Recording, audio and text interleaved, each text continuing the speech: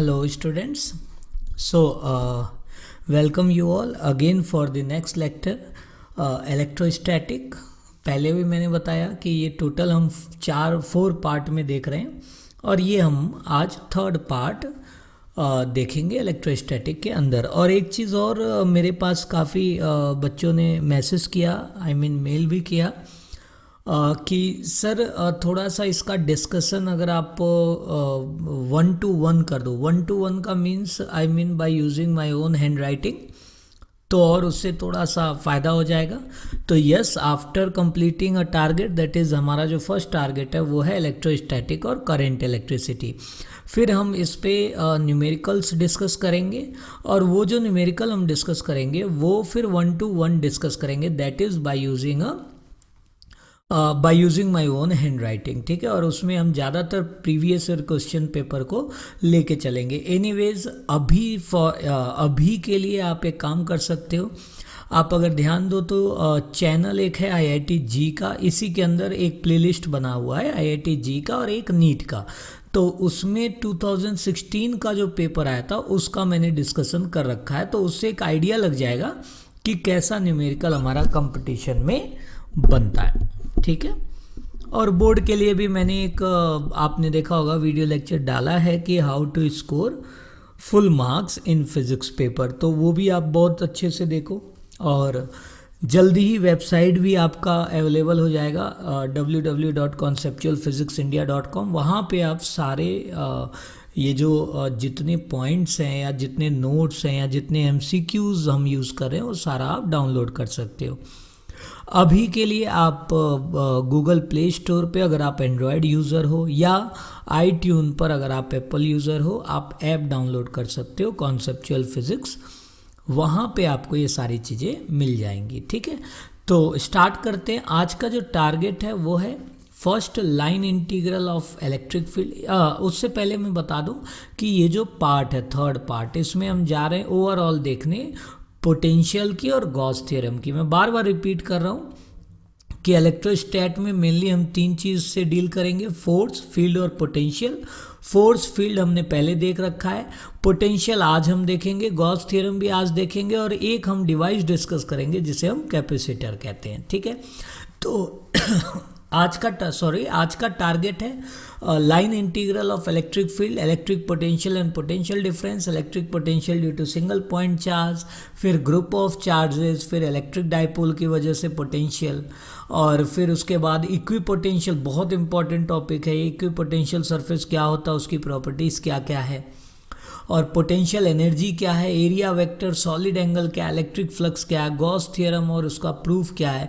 अच्छा, यहाँ पे नोट कर सकते हो जो CBSE की तैयारी कर रहे हैं बच्चे, CBSE 12th की, गॉस थ्योरम का प्रूफ नहीं है आपके सिलेबस में, तो आप बस गॉस थ्योरम ही देखोगे।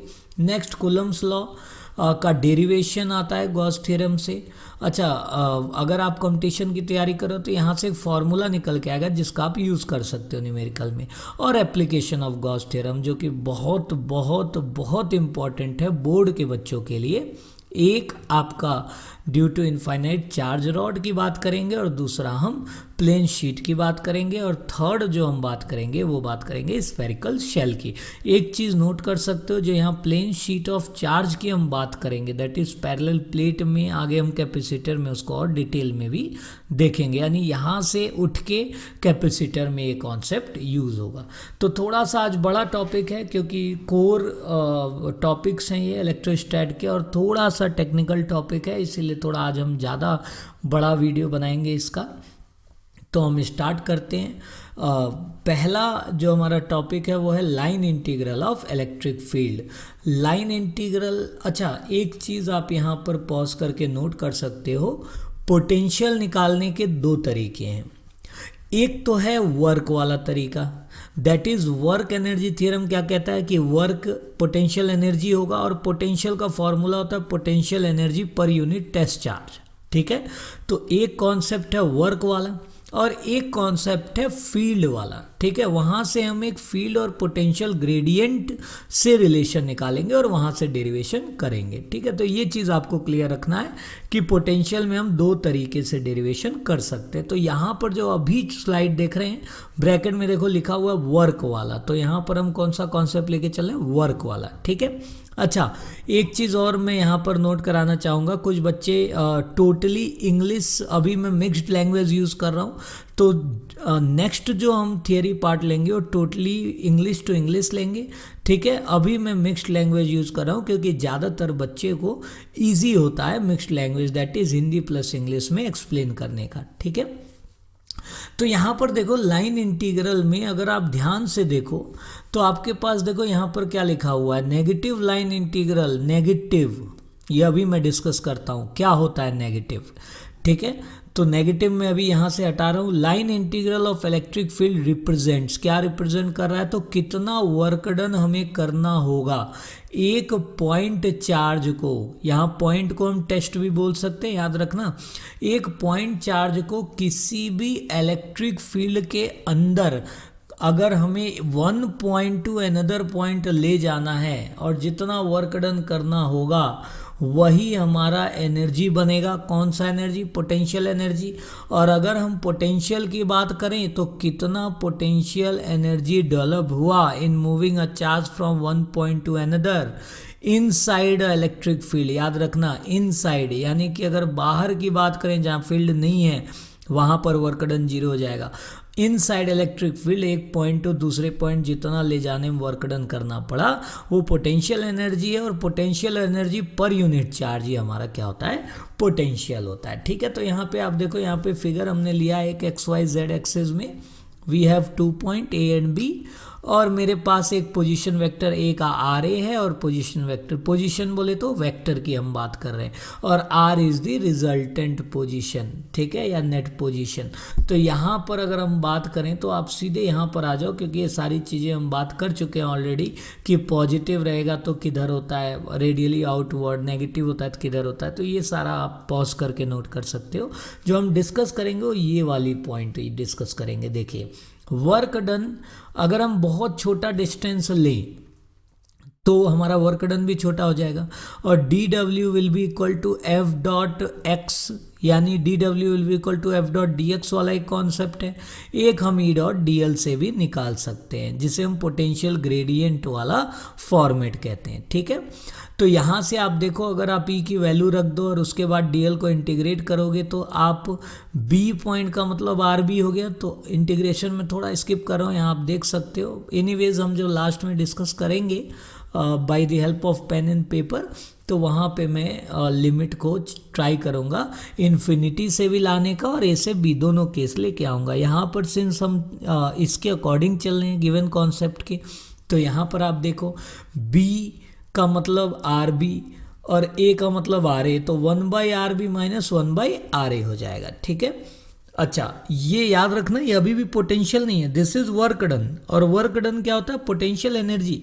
ठीक है, तो यहां से हमारे पास ये फॉर्मूला निकल गया। अब ये पॉइंट बहुत इंपॉर्टेंट है, बार बार मैं बोलता हूं, नोट हो गया, पॉइंट हो गया, ये सारे MCQs बनते हैं। ठीक है, तो देखिए पहला जो हमारा पॉइंट है वो ये बता रहा है क्या कि जो हमारा वर्क डन है वो किस पे डिपेंड कर रहा है। तो टेस्ट चार्ज को आप पॉइंट ए से बी ले आए किसी भी पाथ पे। अच्छा एक चीज़, वर्क डन आपको पता है स्केलर क्वांटिटी होती है, तो यानी कि ये, अच्छा स्केलर के साथ साथ कंजर्व भी होती है, यानी ये पाथ डिपेंडेंस नहीं होता है। ठीक है, तो ये दो पॉइंट के बीच में जो शॉर्टेज डिस्टेंस जिसे हम डिस्प्लेसमेंट कहते हैं उस पर डिपेंड करेगा। वही ये बात बता रहा है कि जो हमारा वर्क डन है वो किस पे डिपेंड करेगा, जितना हमने एक टेस्ट चार्ज को ए से बी में ले जाने की कोशिश की, यानी जितना हमने वर्क डन करना पड़ा किसके अंदर में, तो एक्सटर्नल इलेक्ट्रिक फील्ड के अंदर में। ठीक है, नेक्स्ट देखो सेकेंड पॉइंट, जो लाइन इंटीग्रल है अभी जो डिस्कस किया मैंने, ये पाथ इंडिपेंडेंट। पाथ का मतलब दो पॉइंट के बीच में आप कोई भी तरीके से ला सकते, भाई घुमा के भी ला सकते हो, नीचे से ऊपर ला सकते हो, लेकिन ये हमेशा किस पे डिपेंड करेगा, दो पॉइंट के मिनिमम यानी डिस्प्लेसमेंट के ऊपर। तो पाथ इंडिपेंडेंट हो गया, वर्क भी पाथ इंडिपेंडेंट होता है। थर्ड पॉइंट देखिए, अभी मैंने बोला वर्क की बात है और यहाँ इलेक्ट्रिक फील्ड के साथ हम उसे इंटीग्रेट कर रहे हैं, तो कंजर्वेटिव फील्ड भी बोला जाता है। फोर्थ पॉइंट, क्लोज लूप के अंदर, भाई मान लिया एक पॉइंट से गया दूसरे पॉइंट तक तो एक वर्क डन किया, अब दूसरे से वापस पहले पे आओगे तो नेगेटिव वर्क डन करना होगा। लेट अस कंसीडर कोई एक सिचुएशन ले लेते हैं, तो नेट वर्क डन, अभी बोला वर्क डन स्केलर है, तो स्केलर कौन सी क्वांटिटी होती है जिसका अलजेब्रिक सम हो सकता है, तो अलजेब्रिक सम इसका क्या आएगा, कांस्टेंट या जीरो। वही यहाँ पे बात हो रहा है कि line integral of field over a close path is zero. आगे चल के आप देखोगे इक्विपोटेंशियल सरफेस भी बनता है जहाँ पे पोटेंशियल जीरो होता है और वहाँ पे वर्क भी जीरो होता है, ठीक है। नोट देखो यहाँ पे, ये बहुत इंपॉर्टेंट है। नोट क्या कहता है कि line integral of only static electric field is independent of the path followed, however the line integral of field due to a moving charge is not independent of path because field vary with respect to time, ठीक है। ये चीज़ आपको note करनी है, तो इसे pause करके ये चीज़ नोट कर लो। अगले पे चलते हैं। अगला देखो, अब अभी तक हम सारी बात देखो इलेक्ट्रिक फील्ड ट्रीटमेंट कर रहे थे, अब हम बात करने जा रहे हैं पोटेंशियल की। पहले भी डिस्कस किया, पोटेंशियल मतलब potential energy per unit charge, potential energy मतलब वर्क डन, जो पिछले स्लाइड में देखा। तो यहाँ आपको बहुत ईजी हो जाएगा, आपने देखो वर्क डन निकाल लिया था, वर्क डन को आप टेस्ट चार्ज के मैग्नीट्यूड से डिवाइड कर दो, जो फॉर्मूला आएगा वही क्या हो जाएगा, वही हमारा पोटेंशियल हो जाएगा। और अगर मान लिया कि इन्फिनिटी से आर तक लाते हैं, कहाँ से कहाँ तक, इन्फिनिटी से आर तक, तो फॉर्मूला क्या हो जाएगा, v is equal to W infinity B by Q not, और 1 बाई इन्फिनिटी 0 होता है, तो यहाँ से एक फॉर्मूला आ गया q by 4 pi epsilon naught R. यहाँ एक चीज़ नोट करना है, क्या, अगर आपका पोटेंशियल पॉजिटिव आ रहा है, इसका मतलब रिपल्सिव फील्ड की बात हो रही है, तभी आपका वर्क डन कर पाओगे। अगर अट्रैक्टिव है तो कैसा पोटेंशियल आएगा, नेगेटिव, क्योंकि आपको उल्टा ले जाना पड़ेगा या उल्टे डायरेक्शन में ही वर्क डन होगा। दो फोर्स अट्रैक्टिव होगा बट वर्क डन किधर होगा, उल्टे डायरेक्शन में होगा, ठीक है। तो यहाँ से एक चीज़ आप देखो, ये वाला पॉइंट नोट करने का है कि physical quantity that determine degree of electrification of a body, इसे आप अंडरलाइन कर दो, अब भी अंडरलाइन करो इसको, क्योंकि ये असर्शन रीजनिंग में भी आता है नीट के अंदर और आईआईटी में भी आता है कि कौन सा क्वांटिटी है जो degree of electrification of a body decide करे, तो कौन सी quantity, potential is that quantity, okay. अच्छा, यूनिट आप यहाँ पे पॉज करके लिख सकते हो, मैं ज़्यादा टाइम यहाँ पे नहीं लूँगा।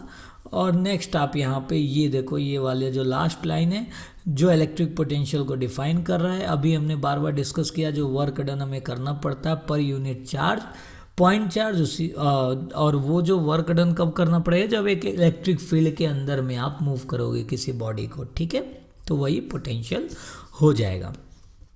अगला देखो यहाँ पे इलेक्ट्रिक पोटेंशियल डिफरेंस, देखो डिफरेंस होगा तभी तो कोई भी क्वांटिटी फ्लो करेगी। याद रखना भाई, अगर एक बंदा फर्स्ट फ्लोर पे खड़ा है और एक बंदा ग्राउंड पे खड़ा है, तो कौन सा गिरेगा, फर्स्ट फ्लोर वाला गिरेगा। अगर मतलब धक्का दिया जाए या वर्क डन किया जाए, कौन सा गिरेगा, हमेशा हाई से लो वाला गिरेगा।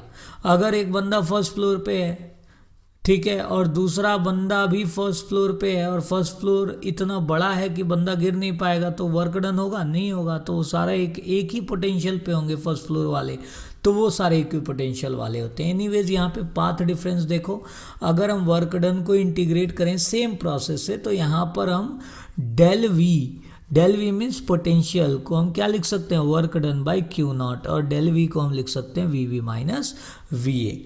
अच्छा, ये चीज़ आप नोट कर लो कि इलेक्ट्रिक पोटेंशियल डिफरेंस दोनों स्केलर क्वांटिटी है, और पोटेंशियल किस इन्फिनिटी पॉइंट पे 0 होगा, क्यों बताओगे क्यों, मैं बताता हूँ क्यों। क्योंकि इन्फिनिटी पर जब फील्ड है ही नहीं तो वर्क डन कहाँ से करोगे, और जब वर्क डन नहीं करोगे तो work done per unit charge test charge कुछ बनेगा, नहीं बनेगा। इसीलिए इलेक्ट्रिक पोटेंशियल क्या है, ज़ीरो है। थर्ड पॉइंट देखो, इलेक्ट्रिक पोटेंशियल किसी भी आइसोलेटेड पॉजिटिव चार्ज का पॉजिटिव होता है, ठीक है। और किसी भी आइसोलेटेड का मतलब सिंगल खड़ा है और कुछ नहीं होना चाहिए, सिस्टम नहीं होना चाहिए, एक ही है, पॉजिटिव है, तो उसका जो पोटेंशियल होगा वो पॉजिटिव होगा, और जो नेगेटिव होगा उसका पोटेंशियल क्या होगा, नेगेटिव होगा, ठीक है। ये चीज़ नोट करना। सीजीएस देखो 1 मार्क में पूछ लेता है, राइट द डायमेंशन बोर्ड में, और कई बार आपका 11th में भी ये पूछ लेता है। 11th का जो आईआईटी का सिलेबस है ना, यूनिट एंड डायमेंशन, वहाँ से भी कई बार पोटेंशियल का पूछ लिया, जैसे 2007 में पूछा था, 2009 में भी पूछ लिया था।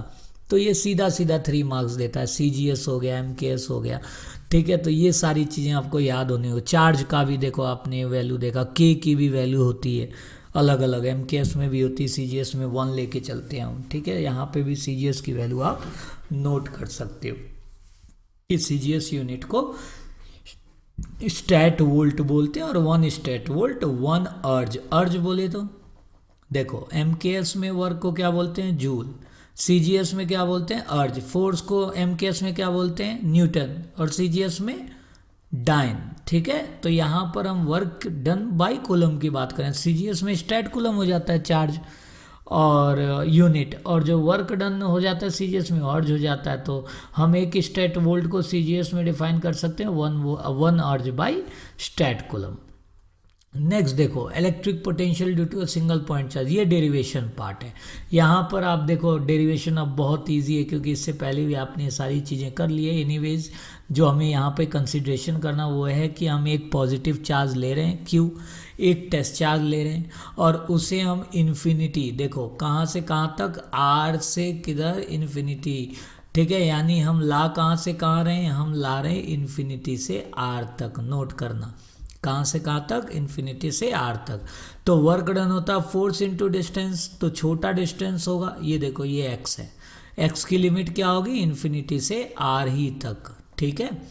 तो वर्क डन छोटा होगा तो भाई डी एक्स छोटा होगा, वर्क डन छोटा होगा तो work done F dot D x, और एफ की जगह क्यू ही रख दो आप, या एफ की जगह आप के Q naught by R square भी फॉर्मूला यूज कर सकते हो, सेम आएगा। तो यहाँ पे हम क्यू ही लेके चल रहे हैं। क्यू ही से आप देखो बॉडी आ रही, यहाँ फोर्स लग रहा है आउटवर्ड, एंगल कितना हो गया 180 डिग्री। यहाँ से आप जब सॉल्व करोगे तो आपका इलेक्ट्रिक फील्ड जो आपका पोटेंशियल की वैल्यू आ जाएगी वो आ जाएगी वर्क जो आप निकाल रहे हो। देखो यहाँ पे नॉर्मल इंटीग्रेशन है, आपको पता होगा। हम जब पेन एंड पेपर के साथ इसे डिस्कस करेंगे तो मैं उन बच्चों के लिए भी बता दूंगा जिन्हें इंटीग्रेशन अभी नहीं उतना कंफर्म है। तो एनीवेज इंटीग्रेशन में अपर लिमिट ये इंटीग्रेट करके क्वांटिटी को, जैसे t⁴n dt का इंटीग्रेशन है, तो ये हमारा एक फॉर्मूला होता है जिसमें हम t⁴n+1 डिवाइडेड बाय n+1 कर देते हैं, ठीक है। तो इस तरीके से हमारे पास वर्क आ जाएगा, और वर्क को जैसे ही आप क्यू नॉट से डिवाइड कर दोगे क्या आ जाएगा, पोटेंशियल आ जाएगा, ठीक है। तो आप पॉज करके नोट कर सकते हो डेरिवेशन। नेक्स्ट देखिए यहाँ पर ग्रुप ऑफ चार्ज, तो याद रखना सुपरपोजिशन थ्योरम आपने पढ़ा है बार बार। सुपरपोजिशन थ्योरम में क्या था कि अलजेब्रिक सम करते थे, यहाँ पर अलजेब्रिक सम पोजीशन के अकॉर्डिंग। यहाँ पर आप देखो, यहाँ पर चाहे बाहर जा रहा हो या अंदर आ रहा हो फील्ड, कोई मतलब नहीं, क्योंकि वेक्टर है नहीं, स्केलर है। अब जब स्केलर है तो वो सीधा सीधा जोड़ा जाएगा, ठीक है। तो ये देखो आपके पास कोई एक पॉइंट है, उसका आप सारा पोटेंशियल निकाल दो, अलग अलग सबको जोड़ दो, तो वो जो इक्वल आएगा वो इसके बराबर आ जाएगा, ठीक है। ये देखो ये नोट इम्पॉर्टेंट है क्या, कि इलेक्ट्रिक पोटेंशियल किसी भी पॉइंट का इफेक्ट नहीं होता है। आपने यहाँ ध्यान दिया, Q1 का क्या हुआ V1, Q2 का क्या हुआ पोटेंशियल V2। ऐसा नहीं था V12 या V32, ऐसा तो नहीं है, सीधा सीधा है भाई। Q1 का अपना पोटेंशियल है, Q2 का अपना पोटेंशियल है, इससे कोई लेना देना नहीं है। क्योंकि वेक्टर होता तो हम देखते कि ये किधर लगा रहा है और ये इसका किधर ताकत जा रहा है, फिर हम नेट निकालते हैं, यहाँ सीधा सीधा जोड़ते हैं, ठीक है। तो वही यहाँ हम देख रहे हैं कि दूसरे चार्ज का कोई लेना देना नहीं होता। दूसरा आपने देखा फोर्स भी इनवर्स स्क्वायर लॉ को फॉलो करता है। फील्ड भी इनवर्स स्क्वायर लॉ को फॉलो करता है, but voltage is inversely proportional to R only, ये नोट करना है आपको। तो आप देखो ग्राफ में चेंज आ जाएगा ना। अगर मैं ई और आर का ग्राफ बनाऊं, बोर्ड के बच्चे ध्यान से सुनो, सीबीएसई में ग्राफ पूछ लेता है, वी और आर का ग्राफ और ई और आर का ग्राफ में स्टीप कौन जाएगा, तो ई आर का ग्राफ स्टीप जाएगा, क्योंकि वो inversely proportional to R square है और ये इनवर्सली प्रोपोर्शनल टू आर है। अगला देखो पोटेंशियल स्केलर क्वांटिटी। और अच्छा यहाँ पर आप देखो, यहाँ पर हमने थोड़ा सा इसको फोर्स और फील्ड के साथ टैली कर दिया है, क्योंकि मैंने बार बार बोला तीन ही कंपोनेंट जो हमें यहाँ पर मेन है, फोर्स फील्ड पोटेंशियल, इसलिए यहाँ कंपेरिजन में हम सारे कॉन्सेप्ट दिए हैं। आप चाहो तो इंडिपेंडेंट भी याद कर सकते हो, force vector, field vector quantity, but potential scalar quantity. Next देखो कि जो हमारा V है, ठीक है, वो मान लिया एक हमारा पॉइंट पे चार्ज रखा और उसका एक पोटेंशियल V है, लेकिन ये किसके बराबर है एक्चुअल में, वो V जो है ना पोटेंशियल डिफरेंस बिटवीन इन्फिनिटी, यानी वो अपना एक इंडिपेंडेंट क्वांटिटी है। जैसे Qn है, अब Qn का पोटेंशियल निकालने के लिए टेस्ट चार्ज लाए होंगे, कहाँ से कहाँ तक, इन्फिनिटी से इसके R तक लाए होंगे, तो उसका ये पोटेंशियल है, रिमेंबर इट, ठीक है। तो अगर कहीं सिंपल भी लिखा है तो भी आपको पता होना चाहिए कि ये डिफरेंस है, और जो हमारा सेकंड वाला है उसको हम क्या मान लिए, ज़ीरो मान लिए, क्योंकि वहाँ पर इन्फिनिटी का मतलब field is zero. Is it clear? Next, कोई भी डाउट हो कमेंट करो, मेल करो, ठीक है, और वेबसाइट पे जाओ, वहाँ पे आप पोस्ट भी कर सकते हो। अगर आप टाइप नहीं कर पा रहे हो, जैसे ये फॉर्मूला आप टाइप नहीं कर पाओगे, तो आप क्या करो, एक पेज पर ये फॉर्मूला लिखो, पिक उसका पिक्चर तो ले ही सकते हो और उसको अपलोड कर दो वेबसाइट पे, वहाँ पे आपको चीज़ें पता चल जाएंगी कि क्या है और कैसे नहीं है, ठीक है। अगला चलते हैं, अगला पॉइंट है हमारा electric potential due to dipole. अभी देखो डाइपोल का हमने फील्ड निकाला था, एक्सियल और इक्वेटोरियल का, यहाँ पर हम जा रहे हैं पोटेंशियल निकालने, एक्सियल और इक्वेटोरियल का। तो ये देखो एक्सियल मैंने डिफाइन कर दिया, पिछले वाले ही हमारा जो सेकंड वाला था इलेक्ट्रोस्टैटिक पार्ट, उसे हम डिफाइन कर दिया, यहाँ पर मैं ज़्यादा टाइम नहीं लूँगा। ये मान लिया एक्सियल पॉइंट है, ठीक है, यहाँ पर हमें बाहर जा रहा है अंदर जा रहा है से मतलब नहीं है, क्योंकि स्केलर है, इसका अपना एक पोटेंशियल होगा, इसकी वजह से इसका अपना एक पोटेंशियल होगा, दोनों को जोड़ देंगे तो P और A का पोटेंशियल, यानी अगर हम A का पोटेंशियल माइनस Q का बात करें तो क्या हो जाएगा, स्केलर है तो Q को माइनस Q लेना है, स्केलर में तो मैग्नीट्यूड एज इट इज आएगा, तो माइनस Q बाई 4πε0, और डिस्टेंस हो जाएगा, ये देखिए ये L है, आप याद रखना डाइपोल है, फिर डिस्कस इसलिए मैं नहीं कर रहा हूँ, डाइपोल याद है 2L लेते हैं हम, क्योंकि ये बीच से सारी कैलकुलेशन होती है। तो यहाँ सेंटर से यहाँ x है और ये L है, तो ये डिस्टेंस इसका यानी AP डिस्टेंस क्या हो जाएगा, यहाँ तक L यहाँ तक x, यानी x प्लस L, ये वाला। अगला देखो, अगर हम पॉजिटिव की बात करें तो यहाँ से यहाँ तक यानी OPX है और OBL है, तो x माइनस L हो जाएगा, और पॉजिटिव चार्ज है तो पॉजिटिव, तो VP क्या हो जाएगा, ये दोनों को अलजेब्रिक सम कर दो, सम करोगे तो आप देखो Q बाई 4πε0 कॉमन हो जाएगा, और जब इसे आप सॉल्व करोगे तो ये आ जाएगा। बट कहीं भी डाइपोल कब मानेंगे डाइपोल है, जब वहाँ पर फार्मूला P के टर्म्स में लिखो। ये बहुत ज़्यादा गलती करते हैं बच्चे, कई बार वो सोचते हैं कि हमें क्वेश्चन में नहीं बोला गया है कि P के टर्म्स में निकालना, लेकिन बेटा जब डाइपोल बोल दिया ना क्वेश्चन के अंदर, इसका मतलब P से निकालना है, नहीं तो डाइपोल ही नहीं होगा, फिर तो जनरल डेरिवेशन हो जाएगा ना सेट ऑफ चार्जेस का। तो इसीलिए देखो यहाँ पे Q.2L को क्या लिख दिए, P, ये है फाइनल फार्मूला, ठीक है। और यहाँ पर और फील्ड में एक चीज़ आप देखोगे, याद है फील्ड एक्सियल में बढ़ता है, इक्वेटोरियल में घटता है, याद है ट्वाइस था। यहाँ पर आप देखोगे पोटेंशियल सिर्फ और सिर्फ एक्सियल में होता है, इक्वेटोरियल में तो ज़ीरो होता है। देखिए कैसे, एट पॉइंट इक्वेटोरियल में डिफाइन नहीं कर रहा, सेंटर से ये डिस्टेंस AQ और QB दोनों क्या होना चाहिए, सेम होना चाहिए। आप देखो यहाँ पे क्या आया, वोल्टेज पोटेंशियल ज़ीरो आया, कैसे आया चेक कर लो। वहाँ पर तो आप पॉजिटिव बाहर जा रहा है अंदर जा रहा है, फील्ड में फिर कंपोनेंट निकाल रहे थे, यहाँ पर ऐसा कुछ नहीं है। इसकी वजह से एक पोटेंशियल निकाल लो इस वाले से, इस वाले का इस पॉइंट पे एक पोटेंशियल निकाल दो और दोनों को जोड़ दो।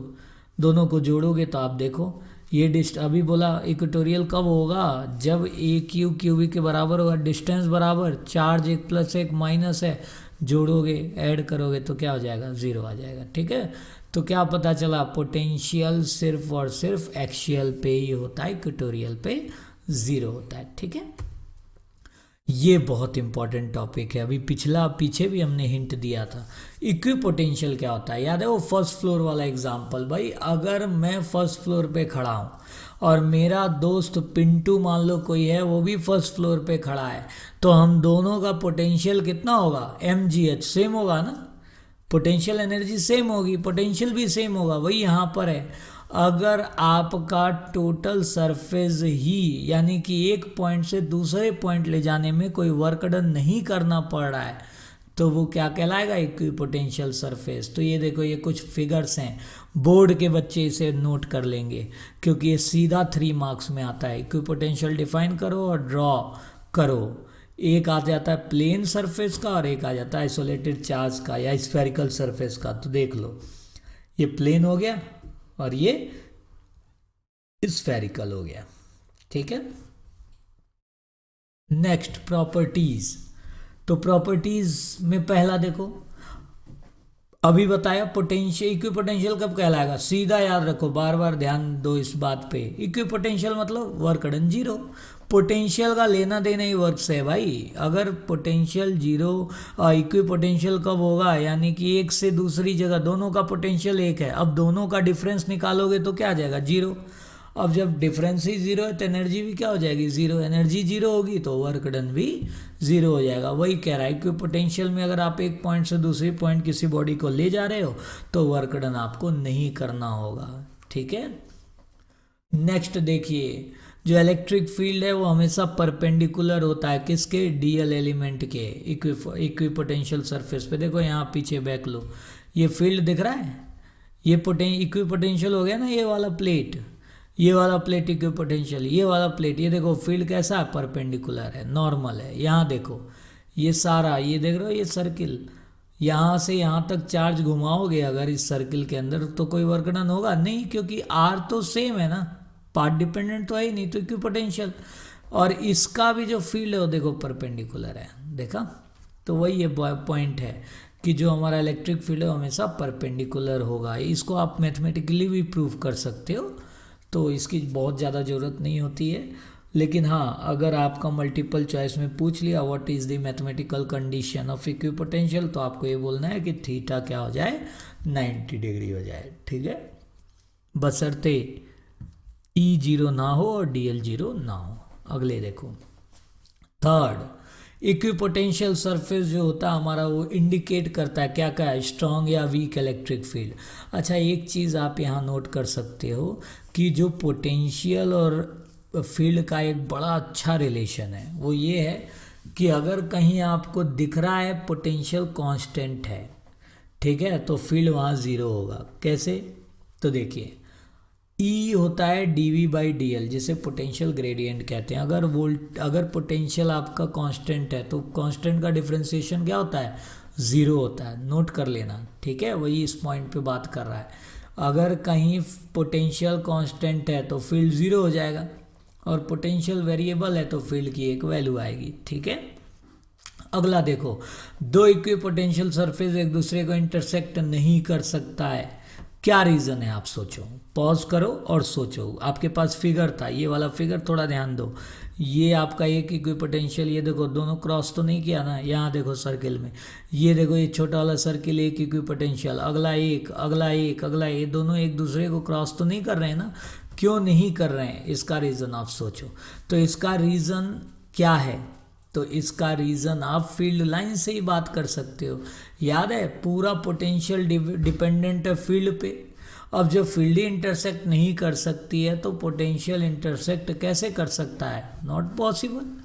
ठीक है, तो आगे बढ़ते हैं। यहाँ पर देखो लास्ट वाला नेगेटिव, अभी मैंने बताया ई डी, अच्छा डी आर इसे बोलते हैं। कोई भी अच्छा, इसे ही नहीं, फिजिक्स में कोई भी क्वांटिटी को लेंथ से या मीटर से डिवाइड कर दो या सेंटीमीटर से डिवाइड कर दो तो सारा ग्रेडियंट होता है, जैसे वेलोसिटी ग्रेडियंट यानी v/l, ठीक है, पोटेंशियल ग्रेडियंट यानी dv/dl। तो यहाँ पर डायमेंशन में भी याद रखना, ग्रेडियंट पे पूछ लेता क्वेश्चन, कई बार IIT में भी पूछा है, ठीक है। कोई भी ग्रेडियंट हो गया, हेड भी बहुत पूछा जाता है। तो ये सारी चीज़ें क्वेश्चंस में आती हैं, उसका डायमेंशन में आप देख लेना, फर्स्ट चैप्टर में डिस्कस करेंगे जब हम 11th का पार्ट देखेंगे। तो यहाँ नेगेटिव साइन क्या बता रहा है? नेगेटिव साइन ये बता रहा है कि इलेक्ट्रिक फील्ड के हमेशा अपोजिट डायरेक्शन में ये होगा पोटेंशियल, यानी जहाँ पोटेंशियल ज़्यादा वहाँ फील्ड कम, जहाँ फील्ड ज़्यादा वहाँ पोटेंशियल कम, ठीक। अगला देखो, इलेक्ट्रिक पोटेंशियल एनर्जी। तो बार बार अभी हमने पहले भी डिस्कस किया, वर्क से ही पोटेंशियल निकला, तो आप देखो हम उल्टा आ गए। एक कॉन्सेप्ट था हमारा फील्ड से पोटेंशियल निकालना, किसके हेल्प से? ग्रेडियंट के हेल्प से। दूसरा कॉन्सेप्ट था वर्क निकाल लिए, वर्क से पोटेंशियल एनर्जी आ गया और उसको जब टेस्ट चार्ज के मैग्नीट्यूड से डिवाइड किया पोटेंशियल आ गया। यहाँ पर भी वही इलेक्ट्रिक पोटेंशियल एनर्जी। तो अब भी बताया था पोटेंशियल होता है work divided by magnitude of charge, तो वर्क किसके बराबर हो जाएगा? Product of charge and potential. तो यहाँ से आप इसका इक्वेशन लिख सकते हो। देखो ये Q2 फालतू आ गया ना, पोटेंशियल में ये नहीं था, सिर्फ Q/R था, यहाँ Q1 Q2/R12 आ जाएगा, ठीक है। अगला देखो, सिस्टम की बात करें तो एनर्जी फिर वही स्केलर है, जोड़ दिया जाएगा। देखो सारे जोड़ दिए अकॉर्डिंगली, बस एक ये Q1 अलग आ जाएगा, मतलब Q1 कह रहे हैं जो चार्ज है वो अलग आ जाएगा, किसकी वजह से आपने निकाला उसका भी मैग्नीट्यूड यहाँ पर निकाल लिया जाएगा प्रोडक्ट के अंदर। और इसको हम एन चार्ज में हम bye the help of summation भी दिखा सकते हैं। तो पॉज करके इसे नोट कर लो। नेक्स्ट, अब हम शुरू हो गए गॉस थ्योरम पे। अभी तक हम किस पे थे? पोटेंशियल पे। गॉस थ्योरम बहुत बहुत बहुत इम्पॉर्टेंट है, ठीक है। गॉस थ्योरम CBSE की अगर आप तैयारी कर रहे हो 12th की तो 5 मार्क में पूछा जाता है। एक तो वो स्फीयर वाला केस, एक प्लेट वाला केस, और एक जो लीनियर डिस्टेंस वाला, लीनियर रॉड वाला, यानी कोई रॉड है चार्ज रॉड, उसकी वजह से। तो 3 चीज़ याद रखना। तो गॉस का अप्लाई करने से पहले हमें कुछ बेसिक जानना है, तो स्टार्ट करते हैं बेसिक के बारे में। तो पहला ही टॉपिक हमारा एरिया वेक्टर। एरिया वेक्टर और गॉस थ्योरम ये एक पार्ट है। तो काफ़ी बच्चों ने कहा है कि सर काफ़ी लॉन्गर वीडियो हो जा रहा है आपका, तो अब देखो, अब मैं कमेंट का वेट करूँगा। अगर आप मुझे कमेंट नहीं करोगे तो मैं कैसे जानूँगा कि मैं कैसे ले जाऊँ, या क्योंकि देखो एट लास्ट हमें टारगेट क्या है? एट लास्ट टारगेट नहीं कि वीडियो बन जाए। टारगेट ये है कि जो बच्चे इसे फॉलो कर रहे हैं, जो बच्चे इसे सब्सक्राइब कर रहे हैं, उन्हें फ़ायदा हो रहा है या नहीं हो रहा है। तो काफ़ी बच्चों ने कहा है कि सर जब एक लंबा पीरियड होता है वीडियो का, जैसे आपने नीट का 2 आवर्स का डिस्कशन किया था, तो कई बार डिस्टरबेंस होता है नेट यूज़ करने में, क्योंकि अभी भी हम उतना ज़्यादा फेमिलियर नहीं होते हैं नेट में। कोई न कोई डिस्टरबेंस, या पेरेंट्स को ये लगता है कि देखो ये नेट पर पता नहीं क्या कर रहा है। तो इसीलिए मैं एक काम करता हूँ, वैसे तो मैंने इलेक्ट्रोस्टैट 4 पार्ट में सोचा था, बट मैं एरिया वेक्टर वाला कॉन्सेप्ट और गॉस वाला कॉन्सेप्ट ये मैं एक अलग वीडियो बना देता हूँ, लेकिन उसको मैं दे दूंगा पार्ट 3 का A दे दूंगा पोटेंशियल को, और B दे दूंगा गॉस को। यानी अभी भी हम 4 पार्ट में ही पढ़ेंगे, बस जो 3rd पार्ट है उसे हम A और B में ब्रेक कर देते हैं। तो मैं मैक्सिमम मैं ट्राई करूँगा कि ½ एन आवर का वीडियो ही बनाया जाए, एफिशिएंट भी होता है। बाकी आप देखो, आप कमेंट करोगे तभी मुझे पता चलेगा, ठीक है। क्योंकि एट लास्ट हमारा टारगेट है कि जो हमारे बच्चे हैं उन्हें फ़ायदा हो। कैसे हो? अगर हम हमने वेबसाइट इसीलिए लॉन्च किया कि हमारे बच्चों को कई बार होता है डाउनलोड, कई बार आप वीडियो नहीं देख पाते हो क्वालिटी की वजह से, तो डाउनलोड कर सको। ऐप हमारा ऑलरेडी 3 ईयर रनिंग है, 4.3+ रेटिंग है आउट ऑफ 5। बहुत अच्छों ने पॉजिटिव फीडबैक दिया, 40,000+ सब्सक्राइबर हैं और जो हमारे डाउनलोड करे हैं बच्चों ने iTunes और सारा अगर प्लेटफॉर्म लिया जाए तो, जो कि बहुत अच्छी बात है। तो please and please mail me, मेरा मेल आप चाहो तो लिख लो, conceptual physics india@gmail.com। मैं तुरंत रिप्लाई करूँगा, क्योंकि मेरा टारगेट ही यही है कि अपने बच्चों को ज़्यादा से ज़्यादा मतलब फ़ायदा पहुंचाना, बेनिफिट पहुंचाना, ठीक है। तो मैं पॉज करूँ ये वीडियो अगला पार्ट का आप वेट करो, आज या कल के अंदर ही अगला पार्ट भी, यानी एरिया वेक्टर। ये एक मैं क्विक देख लो, आप देखो क्विकली, ये सारे हम गॉस थ्योरम हो गया। तो बड़ा टॉपिक है, आप देखो अगेन 12 से 15 स्लाइड हैं, तो हम वहाँ पे हम डिस्कस करेंगे तो इसका पार्ट बी पे, ठीक है। तो डोंट फॉरगेट टू सब्सक्राइब, और सिर्फ अपने तक मत रखो, क्योंकि ऐसा ये कोई ट्यूशन सेंटर नहीं है या कोई पर्टिकुलर नहीं है कि सिर्फ एक जगह बैठा के पढ़ा रहा हूँ मैं। आप अपने दोस्तों को भी बोलो, उन्हें भी बोलो, उन्हें भी फ़ायदा होगा। आज का समय में ऑनलाइन आप जाओ, बहुत ज़्यादा फ़ायदा होगा। एक तो आपका टाइम बचेगा, ट्यूशन जाने आने में जो टाइम लगता है, प्लस आप फालतू जो लोग मिल जाते हैं, दोस्त संगत मिल जाते हैं, इतना ट्रैफिक एक्सीडेंट का, वो सारे प्रॉब्लम से आप हट के आप एक जगह अपना टाइम को एफिशिएंटली, अगर देखो फिर वही बात, अगर आप पढ़ना चाहते हो तो ठीक है, तो अपने दोस्तों को भी इसे सब्सक्राइब करवाओ और उन्हें कहो फॉलो करने को, ठीक है। तो हम अगले पार्ट में मिलते हैं। मैं भी आज ही डाउनलोड कर दूं, अभी टाइम हमारा 1 बज रहा है, तो मैं आज तो खैर रात हो गई, मैं ट्राई करूँगा कल फिर इसे, या कल मॉर्निंग में ही इसे अपलोड कर देने का, ठीक है। तो thank you, don't forget to subscribe and download app at the Google Play Store अगर एंड्रॉयड यूज़र हो, और अगर आप एप्पल यूज़र हो तो आईट्यून पे, ठीक है। बाय बाय, आपसे हम नेक्स्ट वीडियो में मिलते हैं।